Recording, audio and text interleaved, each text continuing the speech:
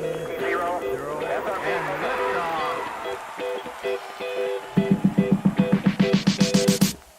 Just doing my thing. That's right. The voice of C38 is back this week doing their thing. I'm doing my thing times Matt's thing, so let's see if I can remember what channel the music's on as I slide it down. Hi, guys. Colin and Austin are joining us. Doing my thing. Well met. Right, okay. Yeah, no Brian. He's in Nashville plucking on guitars and drinking some whiskey, I hope. He's not a whiskey guy. Wouldn't go very well. Anyway, I digress and delay because there was a soccer game this last weekend, and as optimistic as we were, or I guess I tried to be, it didn't happen. It did not happen. But I mean, if we want to pull some sort of positive out of the whole thing, let's root for Baji to get his 10 this year. I'm hoping for more than that. I'm hoping he keeps this streak going. Well, even better, but yeah, I mean, that's what he said. We're just going with that. But so, yeah. Well, what were your guys' thoughts? Give it to me. I think we actually didn't look bad. I think we were actually decently in the game. We had a couple lapses. I think Schuberg did not have his best game. Yeah, I guess I should. I'll out myself. I wasn't able to see the game, but I did see a text from Brian going, "How did that get over 6-7?" So I'm assuming that went badly. Yeah, he kind of was part of the first goal, and he just had a couple mistakes that it was just like he just didn't seem like he was on his normal form, and we really kind of rely on him quite a bit. Williams looked pretty bad defensively, but looked pretty good going forward, so 50-50 on really what you want out of your back. Well, that kind of sounds like typical Williams. Yeah, so he wasn't too impressive. Baji, again, fights for that goal. I just wish he had been playing this way all season because I think we would be fighting for a playoff spot. I think that his fight and he's just great at placing the ball right now. Like and it might just be riding that wave of scoring 3 goals in 3 games. Yeah. Like it could just be that he's just gaining that confidence, and we talked about it all season long. The team offensively has 0 confidence, and that's really hard for strikers to score goals when they haven't scored one in a long time. And I think he's getting a good pace. I just wish it had happened a little bit sooner. Yeah. All right. Well, good. Glad to hear. We're not dogging on our guys, which is something we end up doing way more often than we'd like. What about you, Colin? What do you think? Pretty much the same, although I will definitely admit it's kind of sad that at this point, about the only thing that we have to look forward to is, hey, maybe we might get a player to hit double digits in goals. Oh, look at you, Negative Nancy. You must really like a Draco. There's slithering in this one. I don't know, man. There could be pictures posted later. Oh, no. See, that's what you get for going negative. All right. Anyway. Now I'm worried. Well, Eigner, I thought looked good again. Well, I don't know what Colin thought of him. I thought he looked good. Him and Nana were playing really well off of each other. So too. that gave you kind of a little bit of hope. Were you sitting there thinking, oh, yay, I can't wait to see what happens in 2018 when these guys are linking up? Yeah, or even if they could start a game together, say RSL, and actually both play, that would be great to kind of see that, because they really were, like, you could tell they were off step on each other, but the way they were thinking and where the ball was going was very, very good when they were pushing forward on that goal. Good. Yeah, I totally agree. I mean, I just want to see Eigner start. As much as I guaranteed that he wouldn't, I mean, there have been thoughts and hopes and speculation and conspiracy theories. Oh my god, that he would start the RSL game. I mean, I guess if you really, really wanted to be hopeful, I mean, there is a home game this weekend, and there is 2 games this week, so guys are going to need rest, and we're going to need guys to be fit in the end, so wouldn't be a bad idea if the guy's ready to go come Saturday. Just saying. This is true. And Nana, like, I'm still kind of confused. We're not seeing either of them start. Like, Nana's been maybe not full game fit, but he could put in 60, right? I just feel that he's not really being given a lot of chance here, and we haven't got to see him. So how are you going to continue to say, oh, we should keep this player who's pretty expensive when he's not? We're not seeing him at all. He did break 3 vertebrae in his back. Yeah, but he's been playing, so it's not like they're sensitive. Like, he's been playing perfectly fine. So it has to be either he's just not capable of playing 45, 60 minutes, or they're just being overly sensitive about it. Like, maybe a little both. Maybe. I mean, like, I don't know. What do you see at practice? I guess bigger question when you were out there. I don't know how long it's been since you've been out to practice. It's been a bit because there was vacation, and this week they had practice Monday, which I had work stuff, and then they flew to Dallas today. So really didn't get a look at things. Plus, they were on the road, so it's been kind of hard to tell. But we'll see maybe next week. But really, it's there's really no insider input as far as how healthy they are this week. That's for sure. And that's really just because I think because there's such short time in between games right now. Oh yeah, and what's nice is after this Wednesday game, we're home until the last game of the season, and it's only 3 games, but that's still having 3 home games it will be nice. Well, yeah, considering 2 months ago or a month and a half ago, we were talking about, oh my God, this is the worst part of the season because we're about to have all these road games. Clearly, this team wasn't able to do a lot on the road, and we knew that was going to happen. I think that's why we were like Armor Gird. But we got a couple home games, and we can party with our friends and watch some footy, and hope we get to see a good game and 3 points.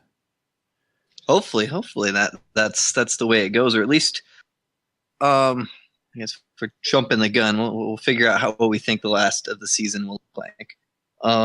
Do you have anything else you want to put in for the game this weekend, Colin? And you saw anything that sparked your curiosity, good or bad? Not much, really. Just the usual of, God, I want to see Agner, and that's about it. That was my main takeaway from it all. Again, we got to see Steve do 3 subs before the 80th minute. I think his last one was the 75th. Well, if I remember. Yeah, well, I think that for the most part of the issues we had with subs was the coach. So now it's not a surprise or an issue. I mean, I can't tell you how many times I used to look down on the bench and see arguments, so to speak, about when to sub, who to sub. I don't know. I couldn't tell what was being said. I can only tell by body language that there were multiple coaches on the bench that felt like subbing needed to happen earlier than it did. And there's only one man who makes that call. So I think it's different now, and yay, and game management's different, and it's unfortunate for us because it's kind of like preseason right now for us. Which sucks because it's preseason going into off season, and so it's just like, damn it. We're really going to have to watch a lot of English soccer or German soccer to just keep us going until February and March. Well, and it almost seems like we went to the extremes of the spectrum with our subbing too between Pablo and Cookie. Like, you're looking at Pablo, who didn't make his first sub until the 70th minute, and now you're seeing Cookie make his third sub in the 75th minute. Now, I kind of would rather maybe a little bit more in Bertine. I like the 2 early subs. I mean, if you had asked my mom, he would sub his first sub in the 88th minute. Yeah, it took him forever. But I wish Cookie might save his last sub for maybe just a little bit later. And it might be because he's just trying to see players. And I get that. Like you said, it's kind of seeing like preseason. But in a more competitive stance, I think saving that sub and maybe getting an energy boost in the 85th minute and making sure nobody gets injured and then you're down a player, that kind of thing, might be good to save that third sub. Yeah, I mean, I guess it really kind of just depends on the situation, who's healthy, who's not, who's really, going to be getting minutes, the type of game that's going on. If you need attack, defense, shit, man, who knows? Speaking of that, that's actually Glenn Zima asked a question in chat. He asked about Burling and whether he'd retire or whatnot. Question coming like, have we seen the last of Burling? Do you think? As we have a couple games here in a week, I think he's fit. He looks like he's been good to go for at least before I went on vacation. So unless something happened between now and then, what do you guys think? I feel we might see him. I don't think we're actually going to see him again this season. I don't know if we'll ever see him again in a Rapids uniform. I wouldn't be surprised seeing him pull maybe a more, get out on the open market and get picked up by somebody. But he's very injury prone. So it's for another team to look at him. That's really hard, especially for a defensive position. So like if you're a striker, you could be Alan Gordon and be injury prone and come in for 10 minutes and that's fine. But for defense, you don't really do a lot of subbing for like that kind of spot subbing. And so I think it'd be a hard sell for him. That's true, because for the most part, when it comes to defense, you start your veterans and hope that they can go as much as you can, and the ones you sub in are the young ones that have got enough pace and they're only going to get a few minutes of experience.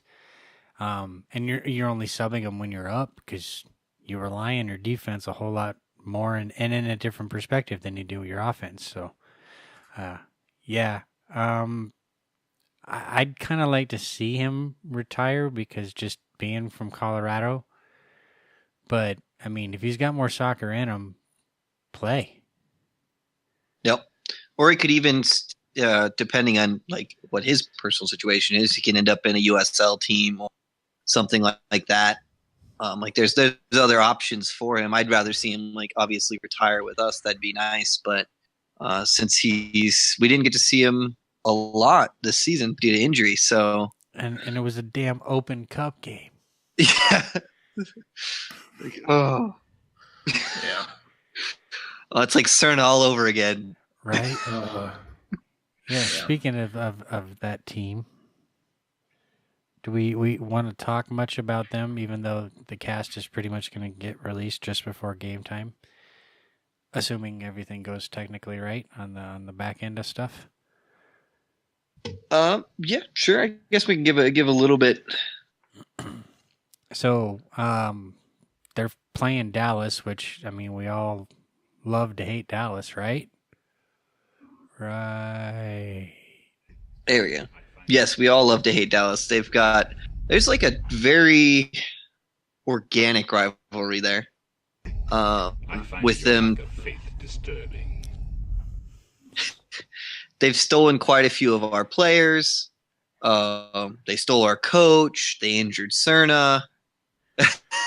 They're falling apart. They haven't the won list in 10 is going games. on.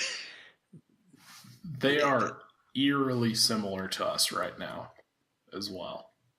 It's true. It's true. It'd be great to steal 6 points from them in the next 4 games. Well, right. I mean, obviously, I don't know how I forget what happens if it's been more than 2 weeks. So, especially with losses. So, Dallas isn't doing so well, but that doesn't necessarily mean that they can't do well. And that's something that we've kind of said about our own team for quite a while now. So, I guess they've talked about it on the Twitter that we're not mathematically eliminated, which is, oh my God, can you guys believe that? We'd have to like win out. Like technically, like actually surprisingly hard to get mathematically eliminated, especially when your conference hasn't been doing as well. Which is kind of crazy considering our conference. I mean, we used to call the Eastern Conference the Easy East. Yep. Yeah. So this season they've tanked for the most part. So it's all about the draft pick, man. That was our entire strategy for the draft pick. We're going to youth, which is really coming out of college. I digress. For Dallas, how do you choose who starts for this? Because you do have 2 games this week. Trying to see people. I kind of feel like I want to see the starting lineup we've had against Dallas, and then maybe change it up for the home match and let us see Nana, Eigner, etc. at home. That's kind of what I would like to see. That's how I would play it in my football manager game. Yeah, I feel like we're going to see the same lineup we've seen the last couple of games against Dallas. And yeah, I'm hoping we change it up a little bit more for the home game. Yeah, I mean, why not? And because we're saying that, we're totally going to get screwed. Yep. And Colin's going to get what he wants, and Eigner's going to get to start, and Nana's starting, and Gashi will play.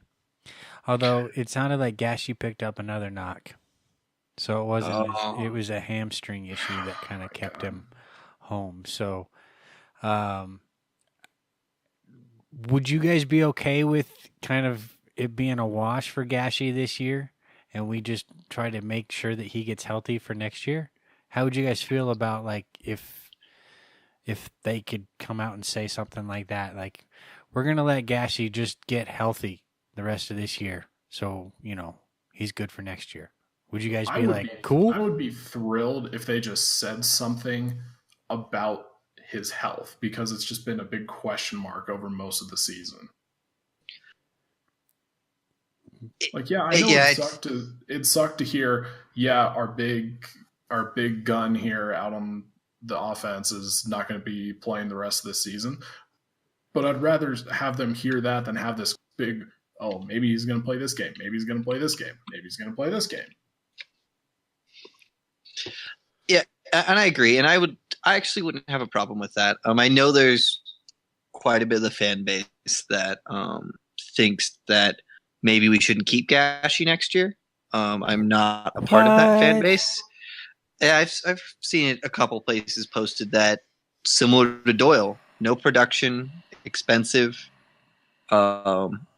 And so, like, this season, he's been fighting that injury. Trump? No, just kidding. Last time I said something like that, that was all right. Anyway, that's just no. Come on, really? I mean, the guy's he's had a bad year. He probably didn't get as healthy as he should have in the off season or take it as seriously. And I think that he took his off season a little extra because he didn't get one when he came here.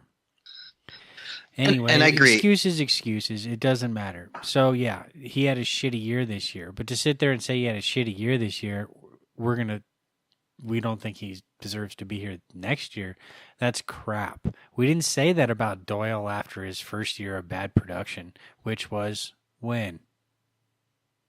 3 years ago? Okay, so when did we start saying Doyle might be on the outs? Yeah, about a year and a half.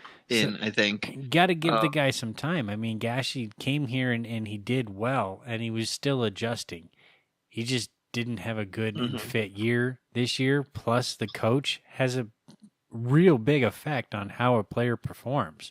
If their tactics are different than the player's tactics, and I think that throughout the year there might have been some adjusting for Pablo and for Gashi, and Gashi came into this season trying to do more of what Pablo needed him to do or wanting him to do, and that's lack of production. I had been saying it for I felt like years. You get a guy here that produced and they stop producing, look at the coach. But we've said that for a while now, right, with a lot of players that have rotated through the door. But I think a lot of people's issue, at least mid-season to Gashi, was the factor that he went and lived it up in the offseason. And a lot of people saw him going and like that. To be honest, you should be able to do that. Like these guys play a long season. They don't get to go do anything. They're barely seeing their families. And he just got signed a pretty big contract when he came here. So let him have that off season to enjoy it. But I think a lot of people were like, well, he sacrificed his readiness for the beginning of this season because he lived it up a little bit too much and maybe a little too long in that off season. I don't fault him for having fun over the off season because, like you said, he didn't get to have one previously. And after here he comes in year one and he hits, MLS goal of the year. It totally makes sense for him to go and have a little bit of fun. So a question from chat. Will we see Doyle again in a Rapids uniform? I assume That's you tough. were saying uniform. This season? I don't know. Or ever. Well, I don't know. His contract's up, right? I think, yeah.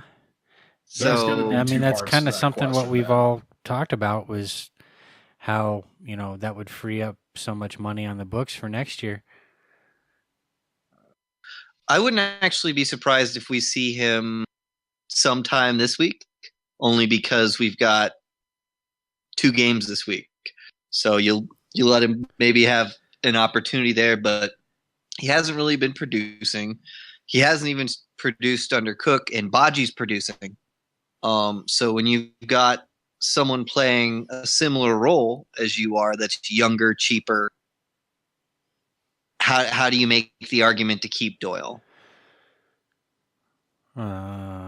They haven't brought Calvert back, have they? No, Not that I know of. Well, you still need someone to sub or play tonight or tomorrow. I guess tonight when people are listening, all but the 4 people in chat. So, He is in concussion protocol, but that was 4 weeks ago, the 3 thing weeks ago. is concussion protocol is one of those ones that they can prolong that. That could be one of those ones that can milk him out the rest of the season. Or do they use that as an excuse? Concussion symptoms. He hadn't been able to pass the medical exam for concussion issues. I mean, they can tell us what they can tell us. Doesn't have to be accurate. We don't have a right to question it. It just kind of, if that's the way to kind of let the candle kind of fade its way out, I don't know. I wouldn't be surprised in some clubs, but I don't think that's the situation here. I hope we I still kind of see think him. Austin's right. I think we'll have a chance to see him this week, whether it's Wednesday or tonight or Saturday. Think about it. Baji's obviously he's doing well and he's on form, so you don't want to stop playing the guy. So I would think, since we briefly touched on it before, you pretty much put out the starting lineup that you had on Saturday. So let him go out there and start. Just make some of your subs a little bit sooner. Or make some sort of adjustments, with certain guys. But I would think that Baji would get the start and then maybe change it up a little bit here at home against Montreal. Well, I wouldn't mind seeing Doyle in place of Gordon in the sub rotation. I don't think Gordon should ever start a game. Like, as far as the question should be, I think we'll still see. I think Doyle's days in Burgundy aren't done unless there really is concussion issues. I don't think they're going to milk it. But I just don't think Gordon should start. I don't think Gordon. My point is that I don't think Gordon should play. I think that instead you have Baji put start Gordon both on loan games. to Phoenix. You're not carrying a grudge from a certain Salt Lake game, are you at all? Well, he has that Salt Lake game. Then he misses that blatantly open shot off of Watts' pass. Like, he's not producing. He's not doing what we brought him in here for, that last minute sub to score goals, and Baji scoring those goals. He isn't. So if I'm going to see a player, I'd rather see Baji start both games and let him play whatever 65, 70 minutes in the first and another 65, 70 in the second and put Doyle in and let him play the last 30 minutes of both games, see what he's got.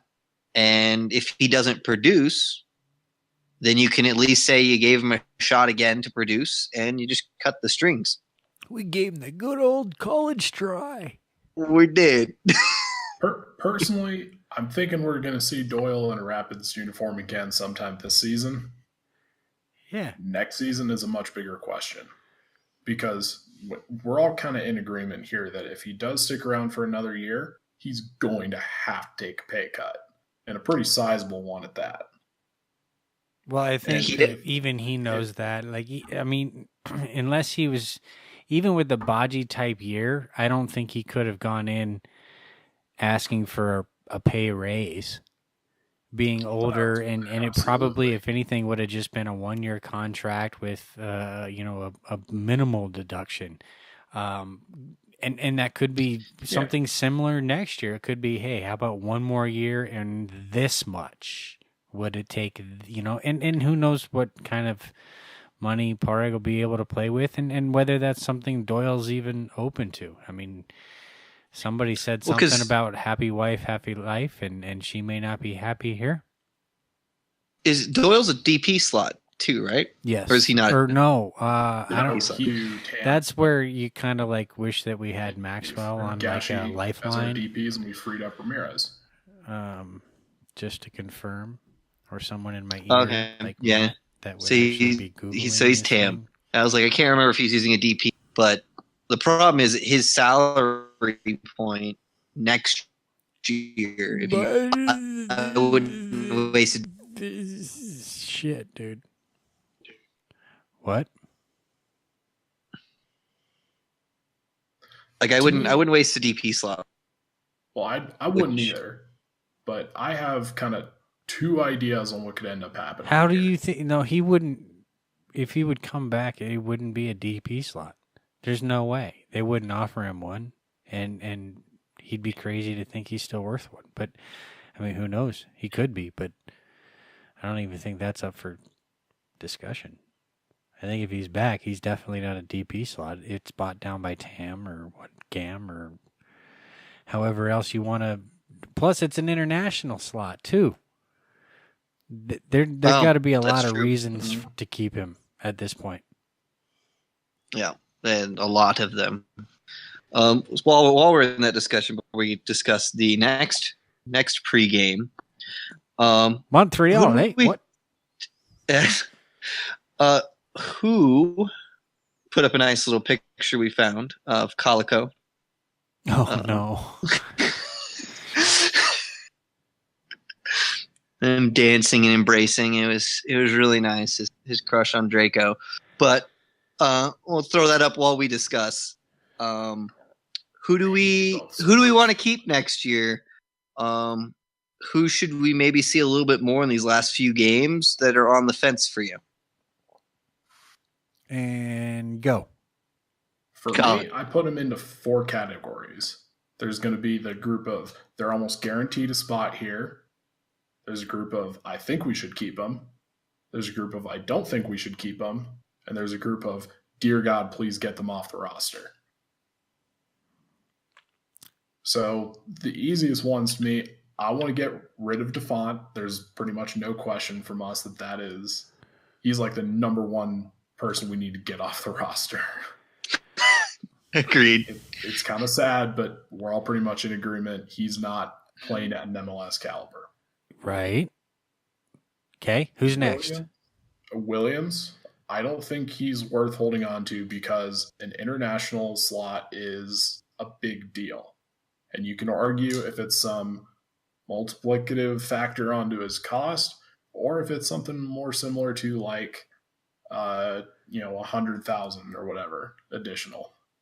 The point is, I don't think he plays at a level where he's worth the combination of his salary and an international slot.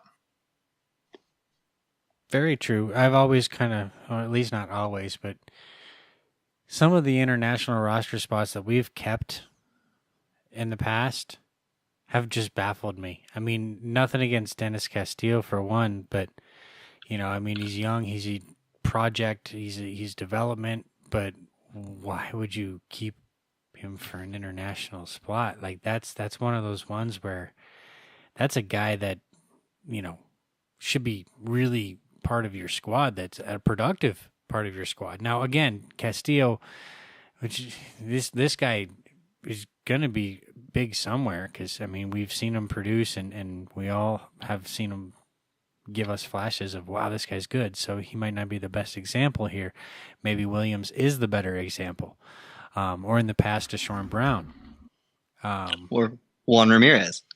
Exactly. So some of those ones are international spots where why did we hang on to it? And yeah, again, I think Williams and DeFont obviously is not an international roster spot, but I think those are.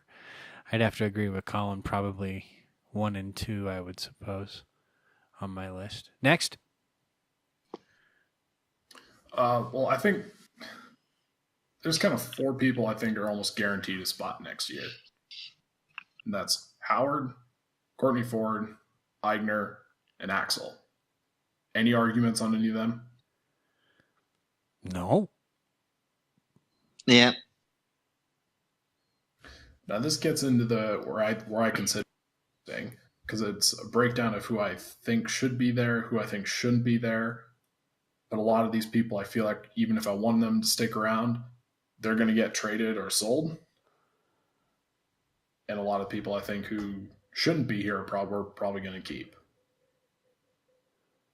So Zima in chat saying that we should keep Baji due to his fear of us never getting another score again. Here's the problem with that. We discussed it with, I believe, Quinn episode or 2 ago. He is our greatest trade bait.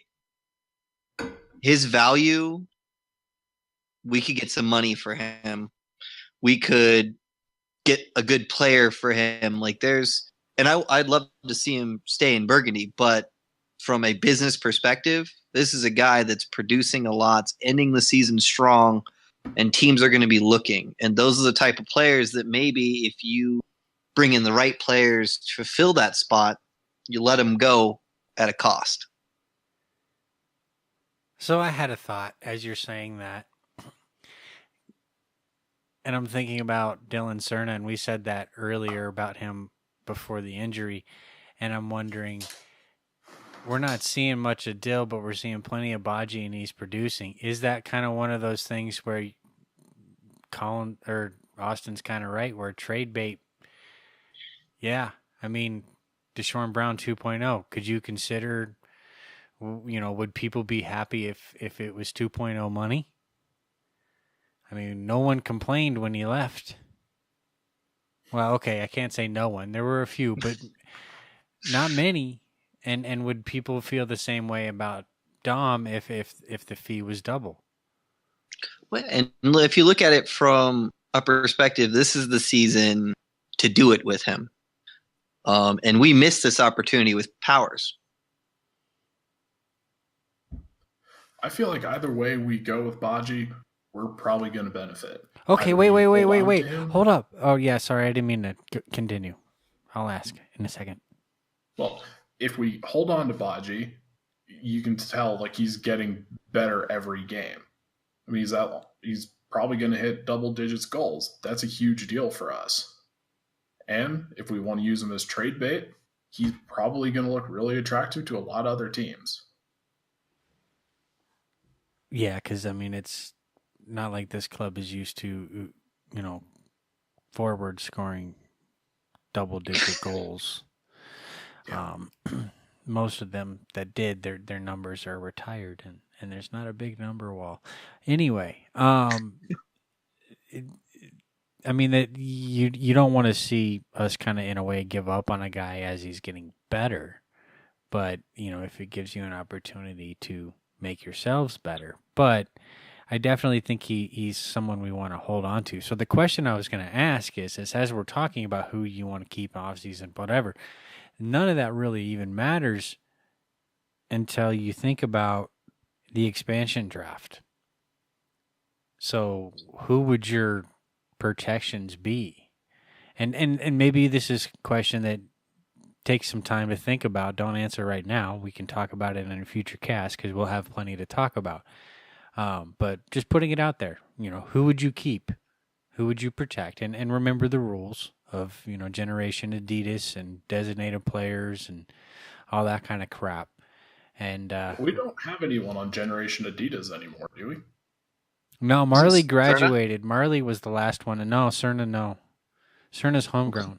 So that's right. That's another issue. And then Ford as well. So, those are kind of something to just put in your guys' ear as we maybe should start looking forward to the Montreal game on Saturday. Home game. Yay!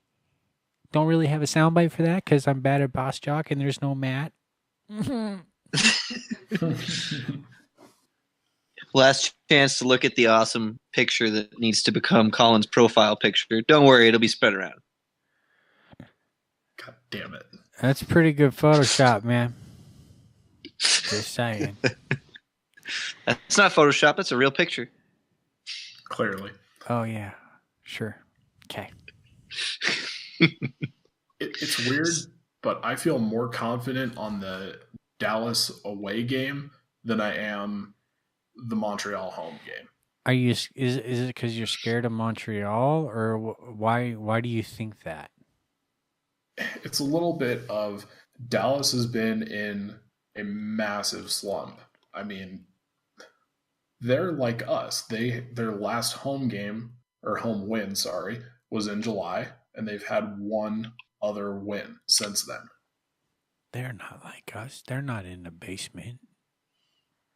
They're on their way. But that's okay. I mean, in sport, you want to kick them while they're down, right? Especially if you're a team like us and you're not mathematically eliminated, but if you want to make the season interesting and keep some of those people on the fence, win. Take advantage of it. But what scares you about Montreal? Yeah. They are right on the line on the Eastern Conference for playoffs or not. Okay. So they're going to come out bloodthirsty because the Eastern Conference is, well, generally speaking, it's a lot stronger than the West. And if they get 3 points on the road, that's going to make a big deal to them making playoffs. It's not a player thing? Just a team thing and a positional thing? And I mean, just gut feeling says that. I mean, but teams that your are gut, doing that, man. Do you bet on your gut? I don't want to say that. but the teams that are doing that well or that are coming in, they can come in overconfident. The Rapids are in last place, so a lot of teams will underestimate us. And maybe they don't notice that Baji's on a hot streak. Maybe they don't notice. We could come for real, dude. For real. Okay, yeah, right. Okay, so Oscar's been playing in football games, and he's not paying real attention to where we. I'm talking about Montreal. Oscar's Montreal. Us all the time. Oh yeah, that's right. My bad. Yeah. We jumped ahead. Yeah, still, I don't think that they don't know about. Well, they may not know he's on a. Still, yeah, they would know. Anyway, continue to try to make him look bad. Yeah, it's that Draco relationship. It's made him kind of negative and kind of changed him a little bit. Ah. We know what's going on. Awful way to spin it, but all right. I totally derailed your thought, is what it really came down to. And you had to go Draco on him. Poor Collins. He's just have to take another shot. In the background, just take another shot. I got to deal with this asshole. You're not going to cry, dude. Call for work There's right no now, crying in this soccer. Is the one time where I physically need a drink.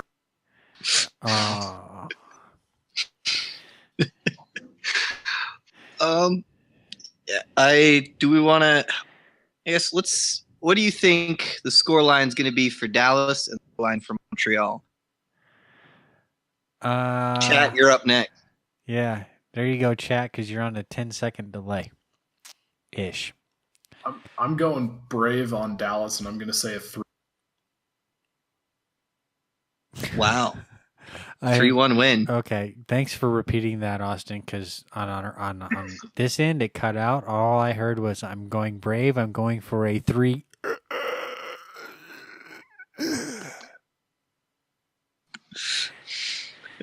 Anyway, all right, so that's for Dallas? It's for Dallas. Okay. What do you think, Dallas? No. What's his Montreal pick? Oh, okay. Yeah, Montreal, Colin. I'm going to go with 1-1 tie on that one. Way to disappoint us at home, Draco. God, man. Colico is coming in hard. Being so negative. What about you, Brendan?